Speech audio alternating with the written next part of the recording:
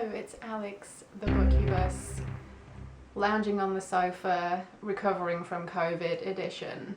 So today I'm going to be doing the GarbAugust Trashy Books tag, and I had planned on doing this a couple of weeks ago, but then I got COVID and it was rough, and yeah, I had videos planned which I'm now having to like push everything and shuffle things around. So anyway, this is one that I definitely wanted to get to sooner rather than later because August is almost over, which means GarbAugust is almost over. So I definitely wanted to just squeeze that in at the end of the month. And the tag was created by Ollie over at Criminolly, and yeah, I'll leave a link to his video, and I know a bunch of other people have done this tag and I've really enjoyed seeing other people's answers. So yeah, definitely go check everyone's videos out. So there are 10 questions. Number 1 is, trashy books are often dismissed by the critics. What's a book which is regarded as trash, which you think has artistic value? And I'm actually going with a book that I picked as a trashy read for GarbAugust. It is Flowers in the Attic by V.C. Andrews, and I don't think this was trash. I really enjoyed this. I loved it, in fact, and it's one of those books that I've been meaning to read for years, but I generally, you know, the general perception of it is that it is trash, and I think one of the reasons for that is the incest element of the story. And everyone's all ew about it, which is fair enough, but it's such a small part of the book. Like, I expected it to be, you know, completely lurid and too much detail, but no, it's a really small part of the book, and it really isn't as awful as a lot of people make out. Obviously that's down to personal opinion, but I didn't think it was nearly as, you know, uproar worthy as some people claim. But yeah, overall I thought this was excellent. I really thought Kathy's voice was so strong, and I thought the child abuse elements were a lot darker and more disturbing than I thought they would be. Yeah, some of the details are just really horrific, quite honestly. It was definitely more of an impactful read than I thought it was going to be. And I had seen, like, there's a couple of film adaptations, so I'd already seen those, so I knew the general storyline.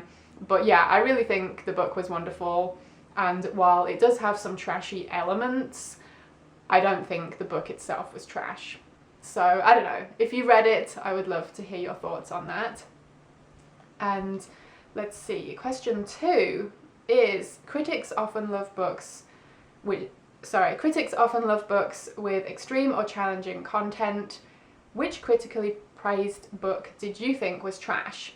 And coincidentally enough, I'm going with another Flowers book here. This is Flowers for Algernon, and this is, you know, hailed as a classic. Like, lots of people love this book, give it 5 stars, and I'd always heard amazing things about it, that it was so emotional and everything. And so yeah, I read it a few years ago and mixed feelings, honestly. I thought it was an interesting concept, and I think it did have, you know, some moments or ideas, you know, that I thought were good or interesting, but the actual reading experience was nothing like what I expected from, you know, what I'd heard other people talk about.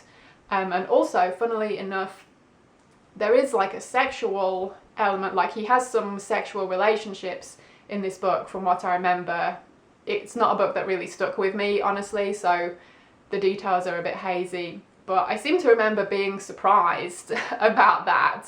And like, the character isn't a particularly likable one either, but yeah, everyone was telling me that it was, yeah, just this amazing classic and so emotional, and this character was just, you know, heartbreaking story and all of this.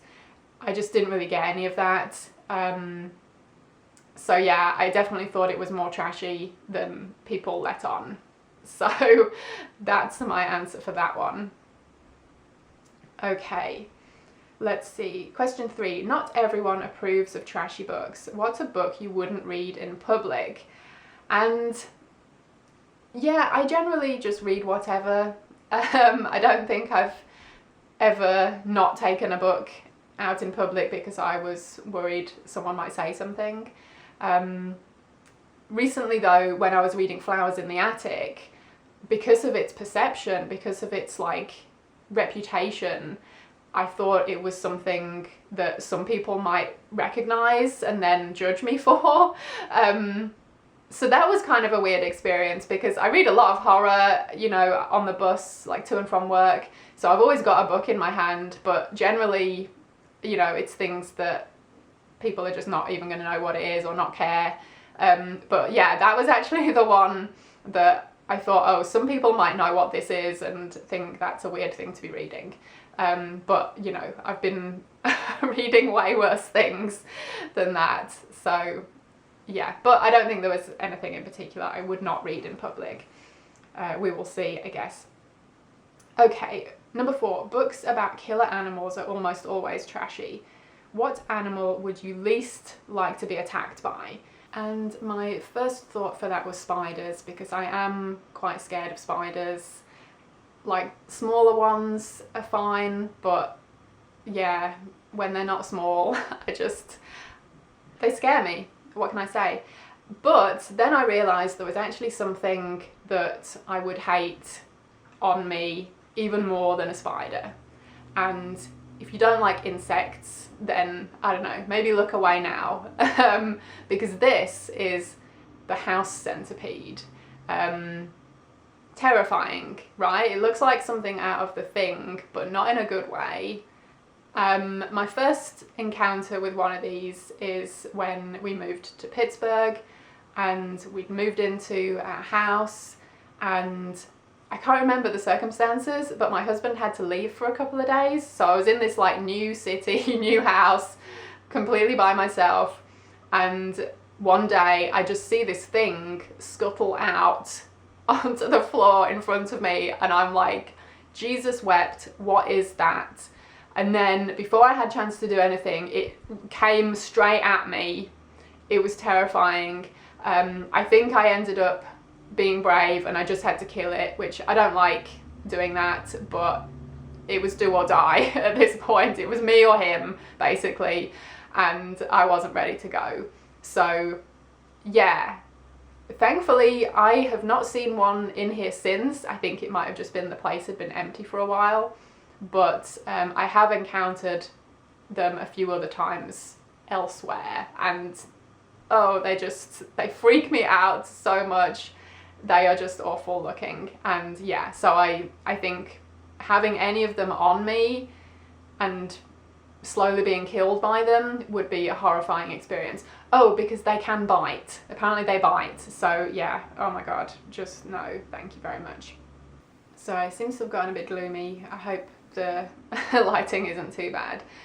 Question 5 is, trashy books often flourish in specific genres. What's your favourite trashy subgenre?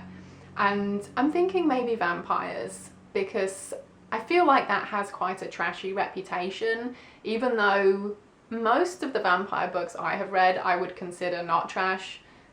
I just think it's a wonderful concept, and yeah, even though so many authors have taken on the vampire subgenre, like mostly people do it so differently that it still keeps it really interesting.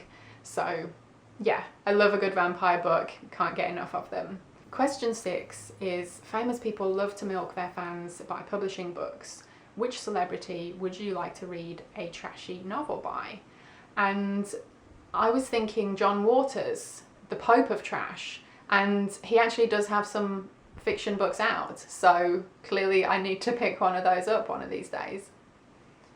Okay, number 7, trashy books have the best covers. Which book on your shelves has the trashiest cover? And I did try to narrow this down to just one, but I couldn't. So I have 3 here with a 4th honourable mention. So first up is The Pariah by Graham Masterton. And I mean, just take a look at that. Is that not trash? Like, it's super gory, and yeah, I love the colours. I think it's wonderful, but yeah, it definitely screams trash. And then a couple of non-horror ones here from my collection. We have End of a Stripper by Robert Dietrich. Her nude body was on display for the last time in the morgue. So yeah, just take a look at that beauty. I'm not gonna lie, I picked this up purely for the cover because it looks amazing. I have been meaning to read it though, I will say. It just hasn't happened yet. But yeah, another trashy one. And then this one, Servants of the Wank by Jack Vance. I bought this because I'm a child and it says wank on it, and I thought that was hilarious. But this is, yeah, some kind of sci-fi thing. But yeah, I think the cover is still, it's quite trashy. It looks kind of mental, and I have no idea what it's about. I have no intention of reading this one, quite honestly, but I needed it in my life. And then the honourable mention is not a book I have on my shelf. Well, I do actually, but it's a different edition. So this is Halo by Chet Day. The original cover here is amazing, and then the Kindle version is this, which just gives you a very different impression of the book. And I know I've already mentioned this a couple of times, but I think it's hilarious, so well worth mentioning again. Okay, let's see. Question 8. Trashy books often contain adult themes. What's a book you read before you were old enough to? And I think Ollie had this answer as well, and it is The Fog by James Herbert. So I read this in my teens when I was kind of transitioning from, like, you know, young adult horror into adult horror. And this was like definitely one of, if not the first, adult horror books I read. And it's pretty like messed up and violent, and some sexual stuff in there as well. And yeah, there's definitely a scene that I will never forget, even though it's been years and years since I've read it. It's a book I've been meaning to reread, but yeah, it just hasn't happened yet. But I really should pick it up sometime because it was brilliant. It definitely felt like a book that I probably shouldn't have been reading at that age. And then I actually had another answer for this, but I've no idea what the book was. But I do remember being around one of my friends' houses when we were at primary school, so, you know, age 10 or younger. I'm not sure how old we were exactly, but we had grabbed a book off her parents' bookshelf, I guess, and I think we were just flipping through it trying to find, you know, some salacious parts of the book that we could read out to each other, as you do.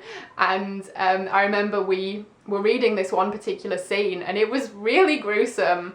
And it was about, I think, a character had been attacked and then like tied up somehow. I feel like this was happening in an alleyway, but I could be misremembering that. Sorry, the battery ran out, so I just had to replace it. So there was this character that they'd got tied up, and they'd put something over his mouth, either some tape or, you know, like a gag of some sort. And then I think there was like a hot poker involved, and they were torturing this guy. And I mean, that's pretty awful anyway for a kid to be reading about. But then the thing that really stuck in my mind was that the guy started vomiting because of the pain. But because of this like tape or whatever he had over his mouth, it was just kind of like started, you know, kind of coming out the sides of that a bit.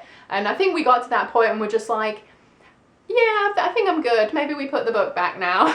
So yeah, I have this really weird memory of that, but I have no idea what the book was. If it rings a bell, feel free to let me know because I would love to find out. But yeah, it was one of those things that I was, yeah, still like morbidly curious about, but it definitely felt like we'd stumbled upon something we shouldn't be reading at that point. So yeah, so that's always fun. Okay. Let's see, next question, number 9 is, if you were a character in a shifter romance, what creature would you want you or your partner to shift into? And I wasn't really sure how to answer this one. I've never read a shifter romance, honestly, unlikely to do so, but you know, I had to think about it, and I came up with slugs. I know this has been an answer for a few people's, like, what would they least want to be killed by. I really like slugs. I think they're cool. And I found out a while ago, because I was looking something slug related up and stumbled upon this information, but apparently slugs are hermaphrodites, so they have both male and female genitalia, and then when it comes to having sex, they just, I don't know, figure out what's going on and do their thing, but they make this kind of like slime thing that they hang from while they do it, and it's just super weird. And I mean, that kind of looks disgusting, but also, like, maybe it's fun, you know, maybe that's a lot of fun. So maybe if me and my partner were to be able to shift into slugs, we could do that and see what happens. Yeah, just to clarify, we would both be slugs. I'm not feeling any kind of like slug human interaction in that way. So yeah, slugs, why not? Okay, and on that note, we're going to wrap things up. Question 10 is to tag the trashiest booktubers you know. I'm not going to tag anyone because it is already the end of the month. Like I said, I'm a bit late getting to this one. But I still wanted to do it and yeah, get it up before the end of the month. So if you would still like to do the tag, then obviously go for it. But yeah, I'm not going to tag anyone in particular. So yeah, thank you to Ollie for coming up with these questions. They're really fun. And yeah, like I said, I've really enjoyed seeing other people's answers. So that is it for now. Thank you ever so much for watching. I hope you enjoyed it, and hopefully I will see you again in my next video.